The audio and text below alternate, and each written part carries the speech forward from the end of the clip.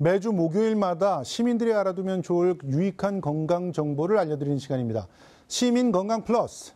이번 주는 감염병 등으로부터 시민들의 건강을 지키는 방법 등에 관해서 이야기 나눠보겠습니다.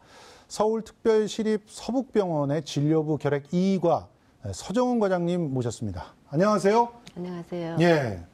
먼저 이 서북병원 좀 소개를 해주셨으면 좋겠어요. 역사가 굉장히 오래된 병원이죠? 네. 서울특별시 서북병원은 서울시의 서북쪽인 은평구에 위치하고 있는 서울시에서 직영하는 공공병원입니다. 1948년 10월에 서울시립 순화병원으로 발족해서 지금에 이르기까지 약 70년의 역사를 가지고 있습니다.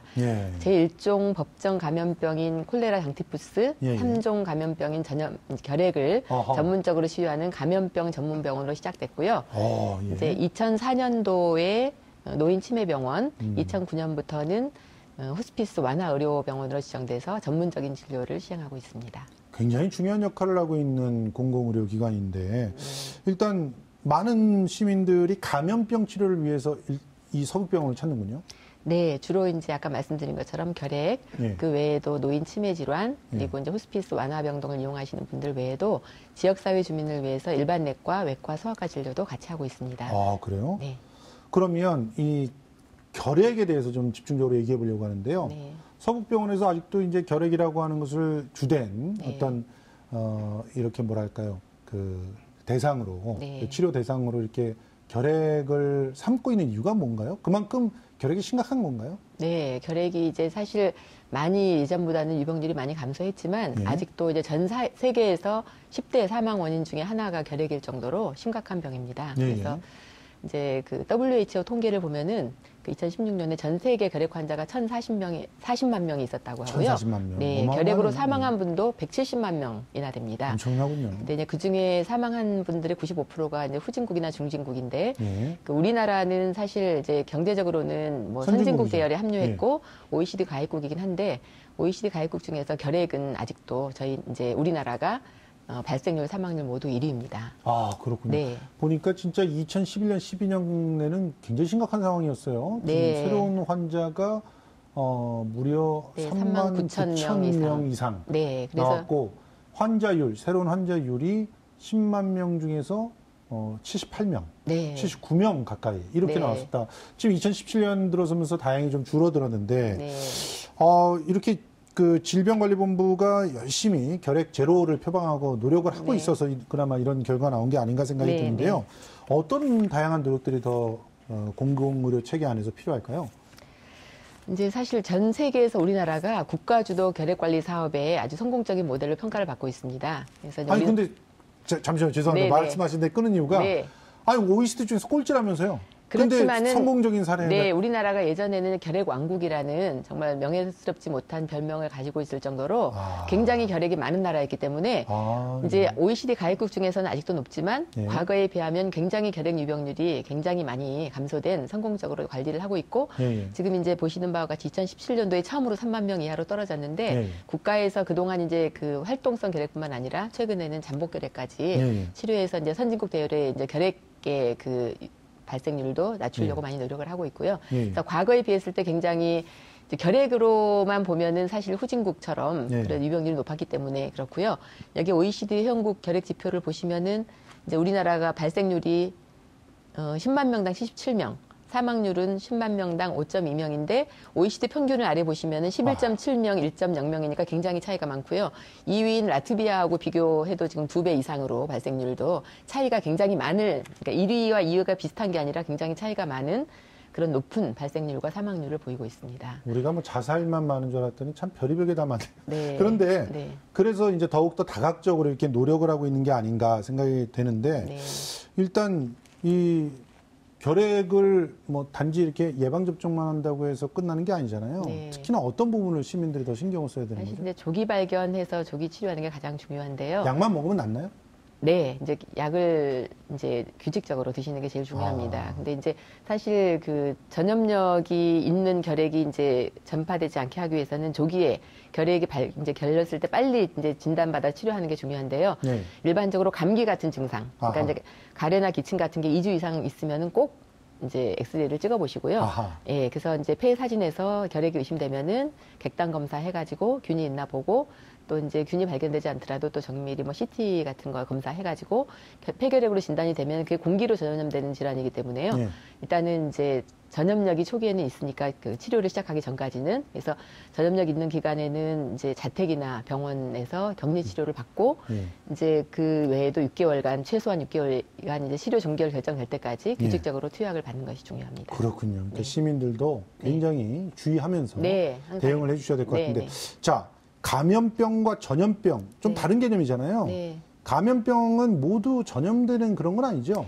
네, 이제 감염병이 그러니까 넓은 의미의 이제 병이라고 볼 수 있는데요. 모든 뭐 이제 세균이나 뭐 바이러스나 뭐 곰팡이나 기생충 같은 여러 가지 병원체 때문에 이제 걸리는 병이 감염병이고 그렇죠. 그 중에서 사람 간의 접촉을 통해서나 물이나 공기 이제 이런 걸 통해서 다른 사람에게 전파될 수 있는 병을 전염병이라고 따로 구분을 합니다. 그렇죠. 그러니까 감염병일 경우 굉장히 주의해야 되는 것인데, 전염병일 경우 굉장히 주의해야 되고, 감염병이라는 것은 외부로부터 그런 세균들에 의해서 이제 넓은 의미의 이제 들어온다는 것인데, 감염병에 걸릴 경우에 치료는 어떻게 해야 되는 거죠?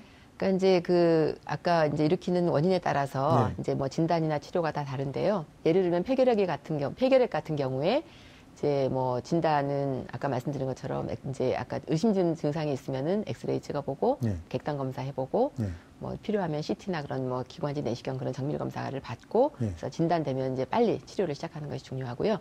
제일 이제 그 강조드리고 싶은 것은 그 주변에 이제 결핵 환자가 이제 계시면은 가족이나 이제 직장 동료 같은 밀접 접촉자들은 공기로 그 이미 이렇게 전염을 받았을 수가 있기 때문에 증상이 없으셔도 반드시 접촉자 검진을 받으셔야 됩니다. 이제 국가에서 무료로 검진을 이제 받게 해드리고 있으니까 내가 증상이 없다고 해서 그냥 받지 않으시면 안 되고 꼭 검진을 받아보시기 바랍니다. 그 감염병이 날씨에 영향을 받는다는 그런 얘기들도 있더라고요. 그런 병들이 있는 겁니까? 아니면 전반적으로 날씨에 영향을 받는 겁니까?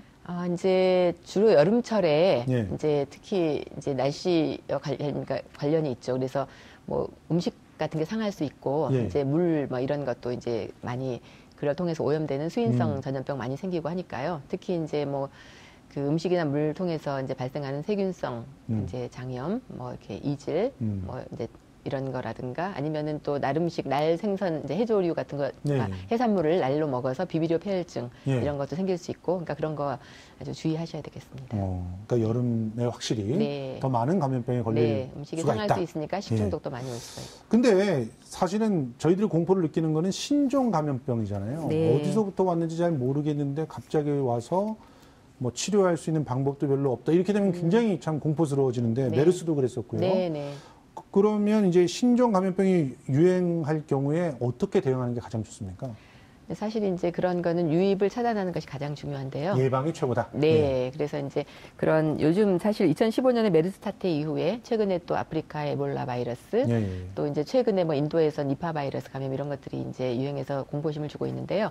그런 그 유행 지역을 여행하실 때 특히 주의하셔야 되고 이제 뭐 그런 또 일반적인 감염 예방수칙 잘 지키시고 해외여행 다녀오신 분들은 특히 뭐 건강 상태 이제 그 질문서 같은 거 이제 정확하게 잘 성실하게 작성해서 제출하시고 증상이 있으시면은 반드시 그 해당 방역 당국에 신고를 빨리 하시고 진료를 받으시는 것이 중요하겠습니다. 그래서 혹시나 해외여행 다녀오신 다음에 이제 댁에 가셔서도 뭐 열이 나거나 이런 증상이 있으시면은 그 1339로 국번 없이 전화하셔서 안전하게 이제 좀 상담을 받으시고 조치를 받으시는 것이 좋겠습니다. 사실 우리가 메르스를 통해서도 참 많이 배웠지만 공공의료기관의 공공병상 이게 얼마나 소중한 것인가 절감했거든요. 사실은 더 많이 늘려서 이런 감염병들을 미리미리 막고 또 생겼을 때는 바로바로 격리해서 조치할 수 있도록 이렇게 처리를 해야 되지 않을까요? 거기에 더 예산을 많이 써야 되지 않을까요? 네, 그렇습니다. 근데 저희도 사실 결핵 전문 병원이고 하다 보니까 음압 시설이 돼 있는 병실들이 이제 많이 있어서요. 지난 메르스 사태 때도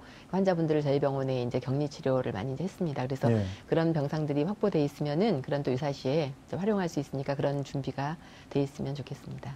마지막으로 감염병 예방 국민 행동 수칙 좀 알려주시죠. 네, 이제 잘 아시는 내용인데요. 사실 손 씻기가 제일 중요합니다. 그래서 특히 외출 다녀오신 다음에는 30초 이상 비누로 깨끗이 씻고 옷소매로 기침 예절 실천하기. 또 이제 물과 익힌 음식 이제 안전한 물과 익힌 음식 드시기, 예방 접종 받기, 또 해외여행 전에 현지 감염병 확인하기 이런 것들이 중요하겠습니다. 이 5개만 잘 지켜도 감염병으로부터 자유로운 나 그리고 자유로운 우리 그 공동체 이렇게 만들 수 있다는 사실 기억을 했으면 좋겠습니다. 오늘도 이렇게 살펴봤습니다. 우리 나와주신 그 과장님 서정은 과장님 고생 많으셨습니다. 고맙습니다. 감사합니다.